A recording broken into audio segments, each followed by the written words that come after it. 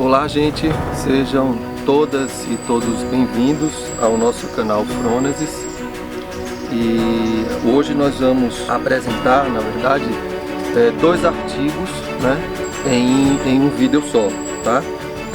Porque são artigos que tratam de um mesmo assunto e são artigos que os autores são comuns entre eles, né? Pelo menos dois autores vão estar presentes, dos três autores, dois vão estar presentes nesses dois artigos, né? Esses artigos eu tive a oportunidade de recebê-los recentemente, mas eu conheci esses autores, né, que são autores que residem na Finlândia, né? Eu tive a oportunidade em 2018 de participar, né, de um congresso sobre representação social em Buenos Aires, e lá eu pude participar da apresentação desses trabalhos, e solicitei, né, a um dos autores acesso, né, à íntegra, ou pelo menos à publicação, né? E aí recentemente ele me enviou, disse: olha, Marcelo, eu não esqueci não, né? Segue aqui os dois artigos, eles estão disponíveis gratuitamente, eu vou colocar na descrição do nosso vídeo, e eles estão em inglês, né? Então esses artigos eles abordam a questão da felicidade, que eu acho que é um tema aí muito interessante. Então são artigos que vão discutir o fenômeno felicidade, né? São artigos que trabalham a partir do referencial da teoria das representações sociais, né? Que é algo que me interessa bastante, né? Que eu tenho tido algumas inserções, né, no campo das representações sociais. E talvez assim, o que tenha me chamado mais atenção é que são artigos que se referem, né, à pesquisa sobre a questão das mídias sociais, em particular do Instagram. Então, que eu acho que é um campo aí, é um universo assim, as mídias sociais, assim, muito interessante, promissor em termos de pesquisa, porque é algo novo e que faz parte da vida da gente. E também, mais particularmente, né, em relação às mídias sociais, é a questão do trabalho com os memes, né, com as imagens, mas também com os textos, mas sobretudo com as imagens, né? E aí eu vou comentar esses textos, e aí a gente vai fazendo aqui a apresentação das principais ideias desses dois artigos. Que numa tradução aqui que eu fiz, felicidade, feliz, né, rap feliz, construindo e compartilhando compreensões do dia a dia ou do cotidiano acerca da felicidade no Instagram. Então esse artigo ele foi escrito pela Jennifer de Paula, que ela é residente na Finlândia, mas eu imagino que ela seja italiana. O Emily Rakokonha, eu acho que a pronúncia é assim porque é em finlandês, e o Jerry Hakanen. Então nesse artigo eles fazem uma justificativa inicial, né, pelo fato da Finlândia ter sido o país considerado, pelo menos classificado, né, pelas Nações Unidas como o país mais feliz, né, onde se constata a felicidade das pessoas, né, as pessoas expressam isso durante 3 anos consecutivos, né? Então, a partir dessa justificativa, né, da Finlândia considerada como um país feliz, parte-se de uma curiosidade, de um questionamento, quer dizer, mas como é essa felicidade para essas pessoas, como é que elas representam isso, sobretudo aí no Instagram. Então eles utilizam uma análise temática, né, onde eles trabalharam 650 postagens marcadas, né, com o hashtag rap, né? e eles trabalharam com pessoas falantes em finlandês, né? Isso foi no ano de 2018. E aí eles, nos resultados, né, eles vão encontrar algumas representações, basicamente as 6 principais representações de felicidade nesses memes, digamos assim, nessas postagens de Instagram, que a partir da análise eu também vou comentar um pouquinho rápido sobre isso, mas eles vão encontrar 6 representações, né? Postagens referentes às relações sociais, né? Seria a representação de felicidade, ou seja, postagens que têm a ver com relações sociais, com aparência física, com tempo livre, natureza, sucesso, né? Animais de estimação e coisas materiais. Na verdade 7, né? Então 7 representações que seriam relações sociais, aparência física, tempo livre, natureza, sucesso, animais de estimação e coisas materiais.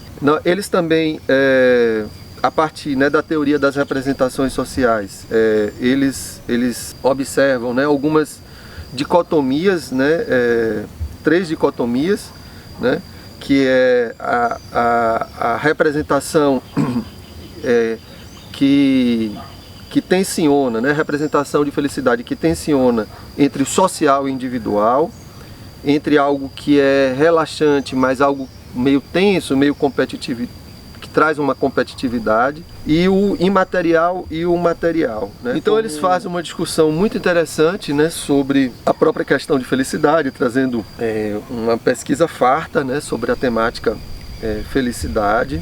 Depois eles fazem uma discussão sobre a questão das mídias sociais, né, de como é que isso está presente na vida da gente, também trazendo aí várias perguntas, trazendo aí várias informações, né, e pesquisas também.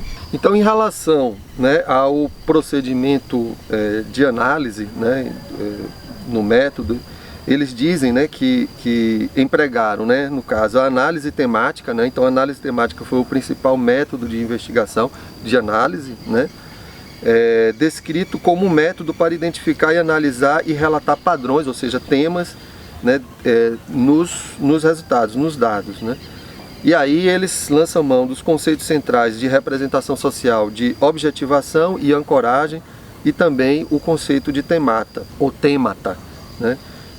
Que foram utilizados ao longo da análise. E aí eles organizam essa análise em algumas etapas, então é um artigo muito interessante, assim, porque deixa de maneira explícita, né, o modo como eles desenvolveram a pesquisa, possibilitando que outros pesquisadores possam desenvolver suas críticas ou possam também, a partir dessa experiência, elaborar outras experiências, né? Então, quanto ao procedimento analítico, eles colocam, né, que a primeira etapa foi a familiarização dos dados, né? Então, a partir dos 650 posts de Instagram, eles, enfim, reuniram, enfim, esse momento de familiarização. A segunda etapa, que eles chamaram de geração de códigos iniciais, né, que eles estabeleceram rótulos, por exemplo, criança, adulto, grupo de pessoas, né? A terceira etapa foi a busca de temas, né, que envolveu a classificação dos rótulos iniciais em temas mais amplos, por exemplo, crianças, adultos e grupos de pessoas por pessoas, de um modo geral. E aí a quarta etapa, né, que eles chamaram a revisão de temas, né, que envolveu refinar e definir a classificação das postagens, né, resultantes das etapas anteriores. E a quinta etapa, a definição dos temas, que envolveu nomear os temas e corroborar as suas definições. E aí, obviamente, a sexta etapa, que foi a produção do relatório. Então, no artigo, então, eles saem apresentando, né, aquelas 7 representações, eles fazem isso individualmente, né, mostrando a quantidade de postagens relativas àquela representação e discorrendo um pouco, né, sobre essas representações. E aí na discussão eles vão colocar, né, que tentaram responder as 3 questões. Então, o que são os principais temas de postagens do Instagram marcados com o hashtag Feliz na Finlândia, o país que foi classificado como mais feliz do mundo durante três anos consecutivos. Então eles aí, nesse caso, eles já respondem apresentando aquelas 7 representações.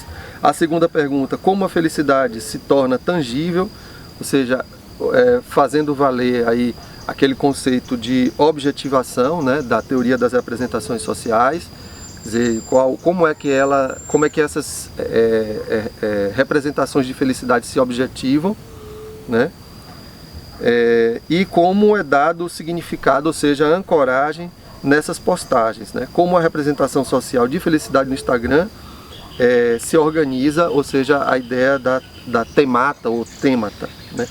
E aí, a partir dessas perguntas, eles desenvolvem a discussão.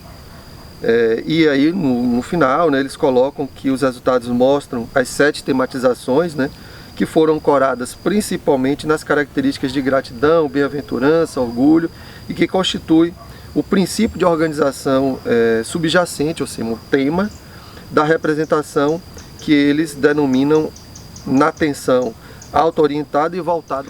Então como eu coloquei, né, nesse artigo que traz aí tanto do ponto de vista do método como dos resultados, a forma como eles trabalham a teoria das representações, eu achei de um modo muito interessante. E aí eles terminam, né, concluem, né, reforçando, né, a ideia do Instagram podendo ser usado, né, como fonte de material gerada pelo usuário para entender como o conhecimento do cotidiano, né, sobre o social, como a felicidade, etc., são formados e divulgados. Eles fazem também uma autocrítica nos estudos, né, propondo conhecer a representação em outras culturas, e enfim, que é o artigo seguinte que a gente vai estar aqui apresentando. Então, nesse outro artigo, né, numa tradução também livre, que seria mais ou menos este deve ser certamente o caminho para a felicidade, divergentes pequenas sabedorias sobre a felicidade em memes inspiradores da internet. E aqui nesse artigo, no caso aqui é a Jennifer de Paola e o Emily Racoconhas, eles fazem um estudo comparativo, né, trabalhando com falantes do italiano e falantes do finlandês, né? E aí eles vão trabalhar como memes inspiradores, que são aqueles memes motivacionais, né, meio que de autoajudas, né, e que são entendidos como sabedoria, portando sabedoria popular, né, valorizando assim conselhos, né, que podem facilmente ser memorizados e compartilhados e aplicados à vida cotidiana. Então eles trabalharam 709 memes, no caso aqui do Instagram e do Facebook. O outro artigo era só o Instagram, aqui eles trabalham também com o Facebook. E esse é um estudo posterior ao artigo anterior, esse é de 2019. O estudo foi feito em 2019. E aí, no caso, foram 353 memes na Finlândia e 356 na Itália. E aí, na análise, mostra que os conteúdos e funções de memes, que eles chamam de memes inspiradores, que abordam a felicidade, são semelhantes na Finlândia, no contexto da Finlândia e da Itália, né, e que aparecem 5 temas comuns em que foram identificados, né, o eu, os outros, a meta de vida, o aqui e agora e a busca inútil, né?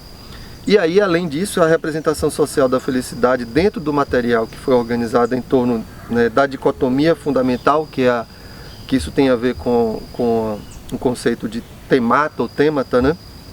Por um lado, a felicidade pode ser construída e detalhada por conselhos, né, fornecidos sobre como pode ser alcançada, e por outro lado, a ideia de felicidade representada como uma meta inatingível, né? Ou seja, a ideia de que a felicidade é algo que você vive no momento. E também, de uma certa forma, eles também vão apontar que essa dicotomia observada reforça, vamos dizer assim, a ideia mais individualista de felicidade, né? Ou seja, minimiza, né, o papel das circunstâncias externas em alcançar a felicidade, e de uma maneira geral é isso que eles concluem. Então eles partem, né, de dois questionamentos, né, nesse segundo artigo. Quais são os conteúdos dos memes inspiradores que tratam da felicidade em contextos da Finlândia e da Itália, e quais tipos de funções são atendidas pelos diferentes conteúdos em memes inspiradores. E aí, na conclusão, né, eles dizem que sugerem, né, eles vão sugerir que o conteúdo de entretenimento, que eles chamam de eudaimônico, né, ou seja, não de uma busca de um prazer imediato, mas de uma sensação de bem-estar, de felicidade, que necessariamente não está ligada a esse prazer imediato, ou seja, que o conteúdo de entretenimento eudaimônico circular nas redes sociais é muito difundido para ser esquecido. Quer dizer, não é uma coisa que deve ser descartada, né? Ou seja, esses que eles chamam esses memes inspiradores ou motivacionais ou de autoajuda, é algo que realmente está presente, né? No entanto, como temos visto no caso de livros de autoajuda, né, lutando para ganhar atenção acadêmica no passado, achamos que existe o risco de memes inspiradores serem muito rapidamente rejeitados, né, pelas disciplinas acadêmicas, pela academia, consideradas como banalidades frívolas, né? Em vez de dispensar esses fragmentos de sabedoria, sugerimos que eles devem ser abordados como veículos digitais de valores e crenças, ou seja, estudos em representações sociais, constituindo o tecido de diferentes contextos de cultura. Então, para quem está interessado no estudo sobre a questão da felicidade, das mídias sociais, digitais, sobretudo aí, Instagram, Facebook, né? Trabalho, como eu falei, né, sobre representações sociais, esses dois artigos assim são muito bacanas, muito interessantes, né? São artigos assim que eu super recomendo, inclusive particularmente tenho um interesse muito grande de adentrar melhor, né, nesse campo aí das mídias sociais, sobretudo em relação aí aos memes.